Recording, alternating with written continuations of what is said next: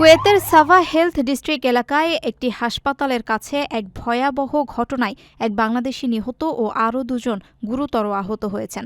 কুয়েতের স্বরাষ্ট্র মন্ত্রণালয় এক বিবৃতিতে জানিয়েছে, এ ঘটনায় জড়িত থাকার অভিযোগে এক কুয়েতি নাগরিককে গ্রেপ্তার করা হয়েছে।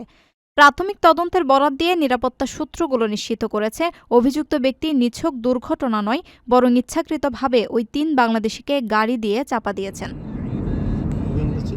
তদন্তকারী কর্মকর্তারা জানিয়েছেন, গ্রেপ্তারকৃত ওই কুয়েতি নাগরিক তীব্র মানসিক ভারসাম্যহীনতায় ভুগছেন বলে ধারণা করা হচ্ছে। ঘটনার পরপরই তাকে আটক করে আইন প্রয়োগকারী সংস্থার হেফাজতে নেওয়া হয়েছে।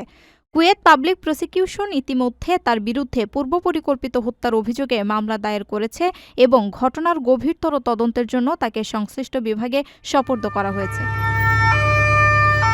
বর্তমানে আহত অন্য ২ বাংলাদেশি নাগরিক স্থানীয় হাসপাতালে চিকিৎসাধীন রয়েছেন এবং তাদের অবস্থা আশঙ্কাজনক বলে জানা গেছে। কুয়েত কর্তৃপক্ষ এই ঘটনার পূর্ণাঙ্গ কারণ ও নেপথ্যের পরিস্থিতি উদ্ঘাটনের নিবিড় তদন্ত চালিয়ে যাচ্ছে।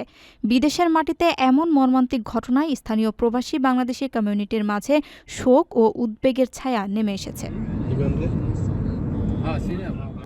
প্রবাসীদের জন্য নির্মাণ হচ্ছে দেশের প্রথম স্মার্ট সিটি, যেখানে থাকছে স্কুল, মসজিদ, হাসপাতাল, সুইমিং পুল, হেলিপ্যাড, পাঠাগার, জিম, সুপারমার্কেট, শিশু পার্ক সহ সকল নাগরিক সুবিধা। মাত্র ৩০ লাখ টাকা বিনিয়োগে মিলছে আকর্ষণীয় ফ্ল্যাট। প্লাটিনাম ইনভেস্টরদের জন্য ঢাকা বিমানবন্দরে ভিআইপি প্রোটোকল সুবিধা। বিস্তারিত জানতে যোগাযোগ করুন স্ক্রিনে দেয়া হোয়াটসঅ্যাপ অথবা ইমো নাম্বারে।